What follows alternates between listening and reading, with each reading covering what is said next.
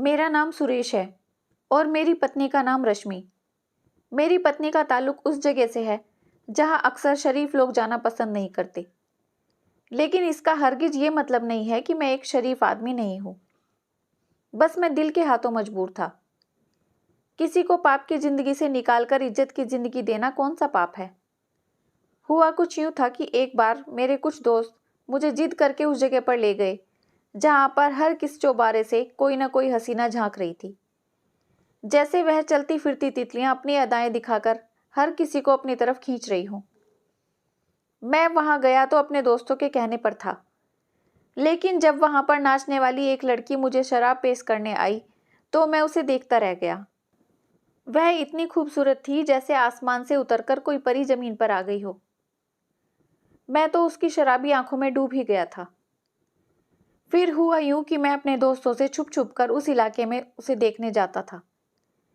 मैं हर रात रश्मि का डांस देखने जाता था, क्योंकि करोड़पति बाप का इकलौता बेटा था मैं, इसीलिए मुझे पैसे की कोई कमी नहीं थी। मैं हर रोज उस पर नोटों की बारिश कर देता। उस डांस बार की मालकिन प्रतिभा नाम की एक औरत थी। प्रतिभा मेरी हैसियत से बहुत प्रभावित हो चुकी थी। एक दिन मैं दोपहर के 3 बजे बार में चला गया और प्रतिभा से गुजारिश की कि मुझे रश्मि से मिलवा दे। मैंने प्रतिभा के सामने नोटों की गड्डी रखी तो वह मुस्कुरा पड़ी। उसने कहा, मैं अभी आपकी मुलाकात रश्मि से करवा देती हूँ। रश्मि वहां पर आ गई। वह सजी संवरी सीधी सादी सी मेरे दिल में उतरती जा रही थी। मैं बड़ी देर तक उसके साथ इधर उधर की बातें करता रहा। रश्मि एक सुलझी हुई समझदार लड़की थी। उसे देखकर ऐसा नहीं लगता था कि उसका ताल्लुक ऐसी जगह से हो सकता है। उसकी बातें मुझे बहुत सुकून देती थी। जितना वक्त मैं उसके साथ होता था, खुद को भी भूल जाता था। अब मेरा यह रोज का सिलसिला बन गया था। मैं हर रोज दोपहर 3 बजे रश्मि से मिलने जाता था। मेरी और रश्मि की बहुत अच्छी दोस्ती हो गई थी, लेकिन वह यह नहीं समझ पाई थी कि मेरे दिल में उसके लिए दोस्ती से बढ़कर भी कुछ है। फिर एक दिन मैंने रश्मि से अपने प्यार का इजहार कर दिया, तो उसने भी सर झुकाकर हाँ में जवाब दिया। उसका सकारात्मक जवाब सुनकर मैंने रश्मि से कहा कि यह डांस वगैरह छोड़ दो। मेरी इस बात पर वह मेरे सामने रो पड़ी। उसने कहा, यहाँ इस डांस बार में नाचने वाली हर लड़की की यही इच्छा है कि वह इस पाप को छोड़कर अपना घर बसाए और इज्जत की जिंदगी बसर करे, लेकिन हम जैसी लड़कियों के साथ कौन शादी करता है। फिर हमें अपना पेट भी तो पालना पड़ता है। हम सब मजबूर हैं और मजबूरी की वजह से ही यह सब कर रही हैं। मैंने रश्मि से कहा, मैं तुमसे शादी करना चाहता हूँ। वह बहुत खुश हुई और फिर रोने लगी। वह मेरे पैरों में बैठकर बोली, अगर आप मुझसे शादी करके यहाँ से ले जाएंगे तो मैं आपकी पत्नी नहीं बल्कि सारी जिंदगी आपकी नौकरानी बनकर आपकी सेवा करूंगी।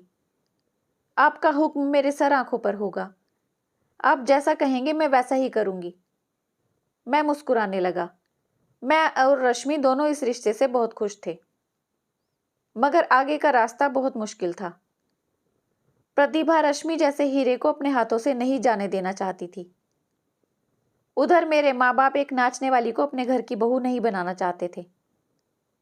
मैंने प्रतिभा के सामने 10 लाख का चेक रख दिया तो उसका मुंह बंद हो गया। रश्मि से शादी करके मैं उसे सीधा एक किराए के फ्लैट में ले गया।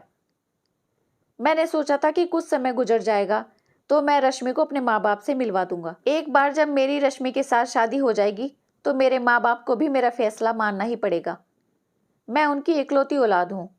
वह मुझसे बहुत मोहब्बत करते थे और मैं जानता था कि ज्यादा समय तक मेरे माँ बाप मुझसे नाराज नहीं रह सकते। मैंने और रश्मि ने एक फ्लैट से अपनी जिंदगी शुरू कर दी। हम दोनों एक दूसरे को पाकर बहुत खुश थे। हमारी जिंदगी बहुत अच्छे से गुजर रही थी। लेकिन फिर वह हो गया जिसका मैंने कभी सपने में भी नहीं सोचा था। मैं ऑफिस में था। रश्मि ने फोन करके मुझे कहा कि वह मार्केट जाना चाहती है। मैंने उसे अनुमति दे दी, लेकिन जब मैं शाम को घर वापस आया तब तक भी रश्मि वापस नहीं आई थी। मैं बहुत परेशान हो रहा था कि आखिर वह कहाँ चली गई। लेकिन फिर थोड़ी ही देर बाद मुझे अस्पताल से फोन आ गया। मुझे बताया गया कि आपकी पत्नी का एक्सीडेंट हो गया है। यह सुनकर मुझे कुछ होश ही नहीं रहा और मैं फौरन अस्पताल पहुंचा। जब मैं अस्पताल पहुंचा तो डॉक्टर ने मुझे बताया कि मेरी पत्नी का ऑपरेशन चल रहा है। मुझे अस्पताल पहुंचे करीबन 4 घंटे बीत चुके थे। तब एक डॉक्टर मेरे पास आया और मेरी पत्नी को देखकर मुझे बोला, माफ कीजिएगा, आपकी पत्नी का ब्रेन डेड हो चुका है। अब कुछ पता नहीं कि यह कभी ठीक हो भी पाएंगी या नहीं। इन्हें कब होश आएगा कहा नहीं जा सकता। यह सुनकर मैं बहुत रोया। यह सब कुछ इतना अचानक हुआ था कि मुझे संभलने का भी मौका नहीं मिला। मैं अस्पताल की बेंच पर बैठा हुआ बहुत देर तक रोता रहा। मेरी खुशियों को न जाने किसकी नजर लग गई थी। अभी तो हमने अपनी शादीशुदा जिंदगी की शुरुआत ही की थी, मगर इतने बड़े दुख ने मुझे अंदर तक तोड़ दिया था। मैं सारा दिन रोता रहता था। जब मेरी हालत बेहतर न हुई तो मैं अपने माँ बाप के पास अपने गांव चला गया। मेरे पिताजी बहुत बड़े जमींदार थे। जब मैं गांव वापस गया तो मेरे माँ बाप बहुत खुश थे। मेरे पिताजी बोले, शुक्र है बेटा तुम आ गए, अब तुम खुद ही संभालो ये जमीन जायदाद। मेरी बूढ़ी हड्डियों में अब इतनी ताकत नहीं रही कि मैं इन जमीनों की रखवाली कर सकूं। मैं अपने माँ बाप के गले रखकर रोने लगा। मैंने अपने माँ बाप को बताया कि मैंने रश्मि के साथ छुपकर शादी कर ली थी। हमारी शादी को अभी 2 ही महीने गुजरे थे कि उसका एक्सीडेंट हो गया और अब उसका ब्रेन डेड हो चुका है। वह अस्पताल में है। माँ और पिताजी मेरी बात सुनकर बहुत परेशान हो गए। मैंने पिताजी को अपनी मजबूरी बताई कि मैं रश्मि को अकेला अस्पताल में नहीं छोड़ सकता। मैंने उनसे रश्मि की सेहत के लिए प्रार्थना करने को कहा और उनसे वादा किया कि जैसे ही रश्मि की हालत में सुधार हो जाएगा तो मैं तुरंत ही उसे लेकर गांव वापस आ जाऊंगा। मेरे माता पिता इस बात पर तैयार हो गए और फिर मैं शहर लौट आया। रश्मि पिछले 15 दिन से अस्पताल में थी। मैं हर दिन अस्पताल की बेंच पर घंटों बैठा रहता, लेकिन डॉक्टर मुझे उससे मिलने नहीं देते। वे कहते थे कि मरीज के पास हम किसी को भी ज्यादा देर तक नहीं छोड़ सकते। डॉक्टर मुझे हर रोज 15 मिनट के लिए रश्मि के पास जाने देते। मैं रश्मि के पास रहने के लिए डॉक्टर की खुशामद करता रहता। मुझे जैसे ही इजाजत मिलती रश्मि के पास जाकर बैठ जाता और रो रो कर उससे कहता कि रश्मि क्या हुआ है तुम्हें? देखो मैं तुम्हारे बिना कितना अधूरा हूं। मैं तुम्हारे बिना नहीं रह सकता। तुम जल्दी से ठीक हो जाओ।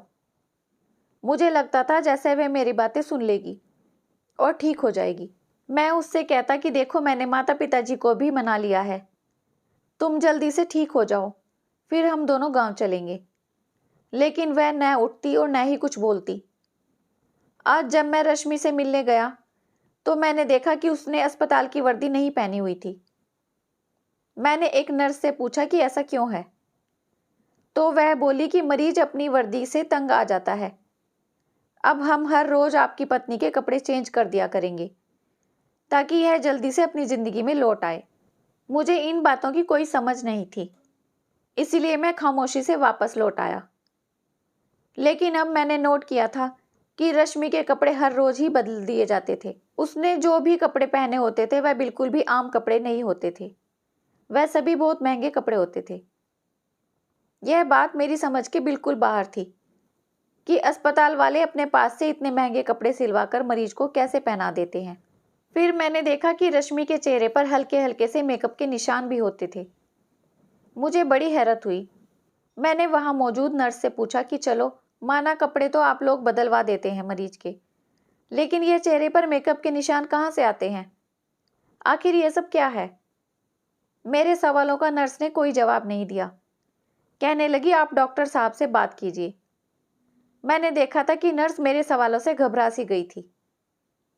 अब मुझे रश्मि की बहुत फिक्र हो रही थी। बहुत डर सा लग रहा था मुझे कि कहीं उसके साथ कुछ गलत तो नहीं हो रहा। इसीलिए मैंने सोच रखा था कि मैं उस अस्पताल की असलियत जानकर ही रहूंगा। मैंने उस अस्पताल के बारे में कई लोगों से पूछताछ की, लेकिन किसी ने भी अस्पताल के खिलाफ कोई गलत बात मुझे नहीं बताई। हर तरफ से बहुत अच्छा जवाब मिलता। पता नहीं मेरी पत्नी के साथ क्या हो रहा था। मैं शाम को जब रश्मि से मिलकर आता तो वह बेसुध सी लेटी होती और उसके चेहरे पर किसी तरह का कुछ भी मेकअप नहीं होता था। लेकिन जब सुबह ऑफिस जाने से पहले मैं रश्मि को देखकर आता तो उसके कपड़े भी बदले हुए होते और उसके चेहरे पर मेकअप के निशान भी होते। अब मैंने इरादा कर लिया था कि रात को घर नहीं जाऊंगा और खुद ही देख लूंगा कि आखिर यह सब क्या हो रहा है। मैं सारी रात बाहर कुर्सी पर बैठा रहा क्योंकि मुझे डॉक्टर ने मरीज के पास जाने की इजाज़त नहीं दी थी। मैंने सारी रात जासूसी करते हुए ही गुजार दी, लेकिन ऐसा कुछ भी नहीं हुआ था जिस पर शक किया जा सके। एक नर्स रात में 3-4 बार सारे मरीजों का चेकअप करने के लिए आती थी। वही रश्मि के कमरे को भी चेक करके जाती थी, तो मुझे सुकून मिल जाता। अब मैं सुबह कमरे में चला गया तो रश्मि के कपड़े फिर से बदले हुए थे और उसके चेहरे पर मेकअप के निशान भी मौजूद थे। मुझे बहुत हैरानी सी हो रही थी, इसलिए मैंने कुछ और करने का सोचा।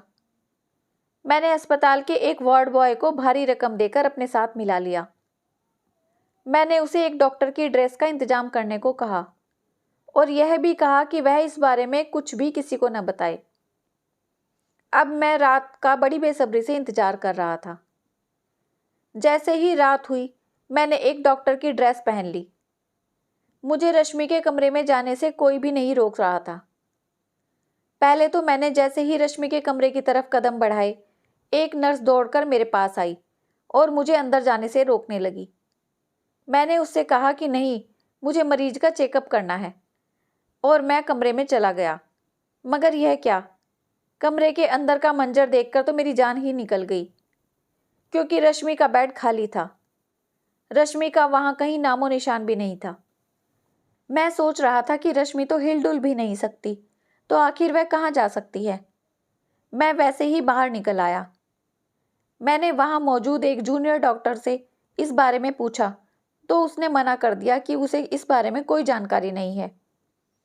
फिर मैं उसे नर्स के पास गया जो रश्मि के कमरे के बाहर चक्कर लगाती थी। मैंने उससे पूछा कि इस कमरे का मरीज कहाँ है, तो वह बोली जहाँ वह रोज जाती है, आज भी वही है। मुझे लगा कि मैं इससे आगे कुछ भी नहीं सुन पाऊंगा। मैंने धड़कते दिल के साथ उससे पूछा कि आखिर वह कहाँ जाती है। तो नर्स ने मुस्कुराकर कहा, ज़्यादा होशियार मत बनिए, आप भी तो सब कुछ जानते हैं, मुझे क्यों फंसा रहे हैं? अपना हिस्सा आप भी तो ले रहे हैं ना। यह सब मेरे लिए बर्दाश्त से बाहर होता जा रहा था। मैंने डॉक्टर की वर्दी उस वार्ड बॉय को वापस कर दी और अपने कपड़े पहनकर वापस अस्पताल की बेंच पर जाकर बैठ गया। मैंने पलक तक नहीं झपकी, क्योंकि मैं देखना चाहता था कि आखिर रश्मि कहाँ से वापस आएगी।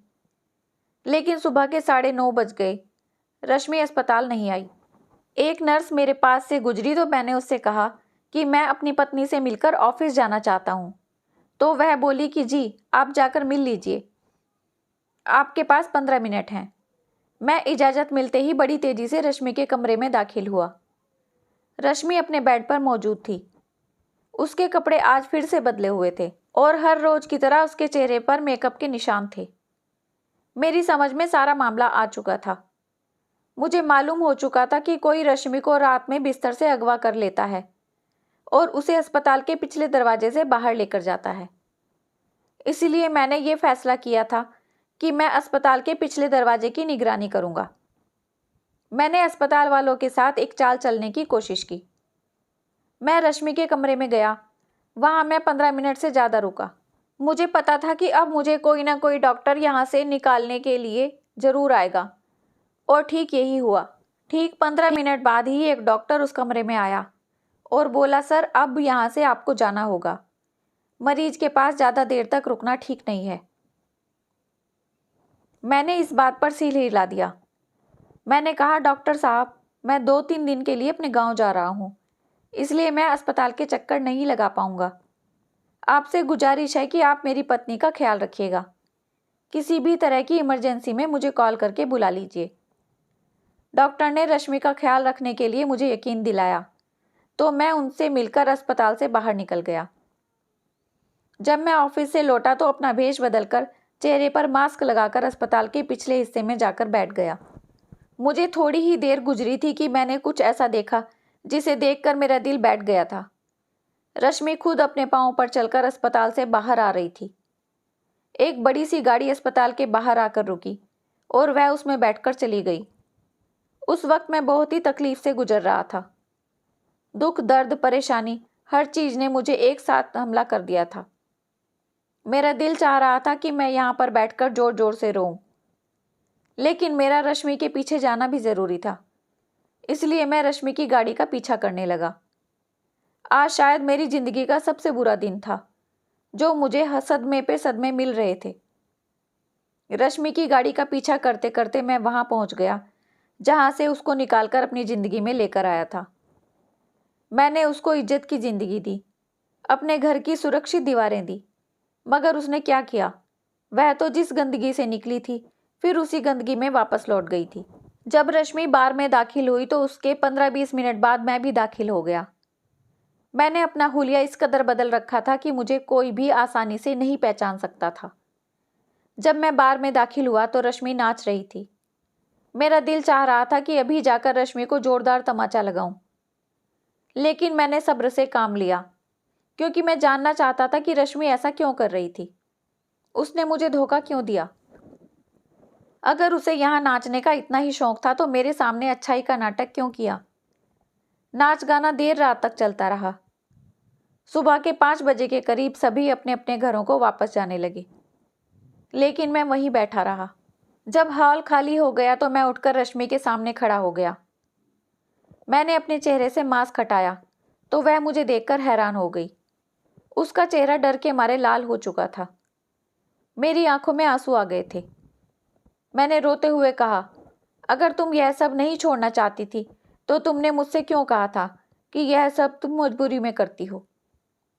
मैं शादी के लिए तुमसे जबरदस्ती तो नहीं कर रहा था, फिर क्यों तुमने मेरी जिंदगी बर्बाद कर दी? जब मैं शादी का प्रस्ताव तुम्हारे सामने रख रहा था तभी तुमने क्यों नहीं मना कर दिया? वह रोते हुए बोली, कुछ लोग हम जैसे ही होते हैं, जिनकी किस्मत में इज्जत होती ही नहीं है। मैं तुमसे शादी करके बहुत खुश थी कि अब मुझे किसी के सामने नाचना नहीं पड़ेगा, इज्जत की जिंदगी गुजारूंगी। लेकिन फिर कुछ ऐसा हुआ कि मजबूर होकर मुझे फिर से डांस बार में आना पड़ा। मैंने चिल्लाकर पूछा, मुझे भी बताओ, तुम्हारे सामने ऐसी कौन सी मजबूरी आ गई थी जो तुमने यह सब किया? रश्मि ने बताया, तुमसे पहले एक बहुत बड़ा नेता मेरा डांस देखने के लिए आया करता था। वह मेरा डांस का बहुत शौकीन था। उसने मुझ पर पैसा पानी की तरह बहाया था। उसने प्रतिभा का मुंह नोटों से भर दिया था और उससे जबान ली थी कि वह उसके सिवा मुझे किसी और के सामने पेश नहीं करेगी। मगर फिर अचानक वह नेता गायब हो गया। उसने मेरे लिए पैसे भेजने भी छोड़ दिए थे। प्रतिभा ने 2-3 महीने इंतजार किया, लेकिन जब उसकी तरफ से कोई जवाब नहीं आया तो उसने मुझे एक बार फिर भरी महफिल में डांस करवाना शुरू कर दिया। फिर एक दिन तुम मेरा डांस देखने आए। मेरी नज़र तुम पर पड़ी। तुम मुझे बहुत अच्छे लगे थे। फिर यूं हुआ कि हम दोनों की मोहब्बत परवान चढ़ गई और फिर तुमने 10 लाख रुपए देकर मुझे खरीद लिया। लेकिन हमारी शादी के 2 महीने बाद ही वह नेता वापस आ गया। उसने प्रतिभा से मेरा डांस देखने के लिए कहा। जब प्रतिभा ने उसे मना किया और कहा कि मेरी शादी हो गई है, तो उसने धमकी दी कि अगर मैं वापस डांस करने के लिए उसके सामने नहीं आई तो वह मेरे पति को जान से मरवा देगा और प्रतिभा के भी टुकड़े टुकड़े करके कुत्तों के सामने डाल देगा। मैं यह कैसे बर्दाश्त कर सकती थी कि मेरा पति ही मुझसे छिन जाए? मैंने आपकी जान बचाने के लिए उस नेता की बात मान ली। उसने जैसा मुझसे कहा मैं वैसा ही करती गई। उसने कहा कि मैं आपसे दूर हो जाऊं और हर रात उसके सामने नाचने के लिए हाजिर रहूं। मेरे सामने कोई चारा नहीं था, इसलिए मैंने उसकी बात मान ली और आपसे बहाना किया। फिर मैंने अस्पताल की नर्सों और डॉक्टरों को भी अपने साथ मिला लिया। नेता के कहने पर मैंने फिर से बार में नाचना शुरू कर दिया था, ताकि उसका ध्यान आपकी तरफ से हट जाए। मेरे लिए यही काफ़ी था कि हर रोज़ 15 मिनट के लिए ही सही आप मेरे पास आ जाते थे। मैं आपका चेहरा देख लेती थी, आपकी खबर मुझ तक पहुंच जाती थी। मैंने रश्मि से पूछा, तुम बताओ, क्या तुम अपनी ज़िंदगी में खुश हो? तो वह रोती हुई बोली, अभी मैं इज्जत की ज़िंदगी का मजा चख चुकी हूँ। मुझे यह मजबूरी की ज़िंदगी कैसे रास आएगी। मैंने रश्मि का हाथ पकड़कर कहा कि मेरी एक बात तुम हमेशा याद रखना, जब लोग अपने लोगों से, अपने घर वालों से बातें छिपाते हैं तो ऐसे इंसान को तोड़ने में बाहर के लोग कामयाब हो ही जाते हैं। अगर तुम यह मुझे सब पहले ही बता देती तो मैं उसका कोई ना कोई हल जरूर निकाल लेता और तुम्हें भी परेशानी से छुटकारा मिल जाता। मैंने रश्मि को तसल्ली दी। उस नेता के खिलाफ FIR दर्ज करवाई और फिर उसे पुलिस उठाकर ले गई। ये काम इतना आसान नहीं था क्योंकि वो बहुत बड़ा और रसूख वाला आदमी था, लेकिन मैंने भी हार नहीं मानी। अब मैं अपने वादे के मुताबिक गांव वापस आ गया था। मेरे माँ बाप ने भी खुले दिल से रश्मि को बहू स्वीकार कर लिया और रश्मि ने गांव के माहौल को अपना लिया था। इस तरह रश्मि और मेरी ज़िंदगी की एक बार फिर नई शुरुआत हुई और हमारी ज़िंदगी सही रास्ते पर आ गई। धन्यवाद दोस्तों। कैसी लगी ये कहानी आपको? अपने विचार कमेंट्स में ज़रूर बताइए। अगर कहानी अच्छी लगी है तो लाइक, शेयर, सब्सक्राइब करना मत भूलिए। अपना खूब सारा ध्यान रखिए, खुश रहिए, मुस्कुराते रहिए।